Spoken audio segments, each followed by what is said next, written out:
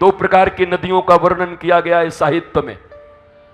बोला एक दूरक कुलक प्लावनी धारा, एक आत्मक कुलक प्लावनी धारा। दूरक कुलक प्लावनी धारा कौन है? बोला हरिद्वार में चले जाओ, जाकर के गंगा के घाट में, बनारस में चले जाओ, दशाश्वमेध घाट में, प्रयाग में चले जाओ महाराज, वहाँ जो संगम का घाट है वहाँ पर जाकर के स्नान कर आओ। ये जो नदियाँ बह रही हैं, ये जो सलिलाएँ बह रही हैं, वहाँ जाने के लिए आपको पहुँचना पड़ेगा। और वहाँ जाने के बाद भी हरिद्वार में लिखा हुआ रहता है कि भैया बहुत अंदर मत जाना, और जाना तो सीकड़ पकड़ के जाना, चेन पकड़ के जाना, पानी बहुत गहरा है, अगर अंदर गए तो डूब के मर सकते हो। तो वो दूरक कुलक प्लावनी धारा है। और एक आत्मक कुलक प्लावनी धारा है, यह भी सलिला है, यह भी यमुना है, यह भी गंगा है, जो तुम्हारे आत्मा के करीब से बहती है। ये कौन है? कहा ये भागवत रूपी गंगा है, यह महाराज से रामचरितमानस रूपी गंगा है, यह पुराण रूपी गंगा है, यह वेद उपनिषद रूपी गंगा है, जो तुम्हारे आत्मा के करीब से बहती है। उन नदियों में नहाने का मर्यादा भिन्न है,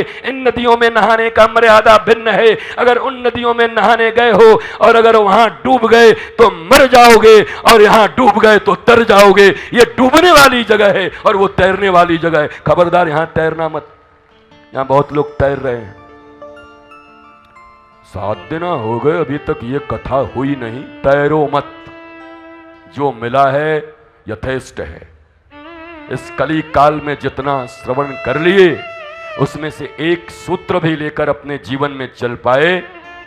केवल मीमांसा करने के लिए कैंची बन करके क्या बोला, क्या नहीं बोला, क्या सुना, क्या नहीं सुना। पहले दिन से ये कह रहा हूं कि भैया अगर तुम ज्ञानी हो, संपूर्ण ज्ञानी हो, तो अब मौज में रहो, सुनने की भी क्या जरूरत है। और ज्ञानी नहीं हो तो उंगली कैसे उठाते हो, क्या सही है क्या गलत है। ये दोनों ही गड़बड़ है। अगर पूर्ण ज्ञानी हो तो जरूरत क्या है, मौज में रहो, आनंदित रहो। और अगर पूर्ण ज्ञान नहीं है तो किस ज्ञान के बल पे कह रहे हो कि ये सही है या गलत है?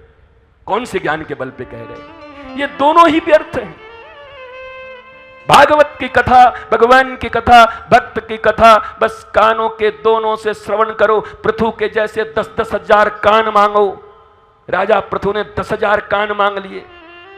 भगवान ने बोला ले आ भाई, दर्जी बुलवा लिया, बोला शरीर का माप ले ले, इसका 10,000 कान लगाएं कहां? 4.5 फुट का आदमी है, बोला 10,000 कान दे दो।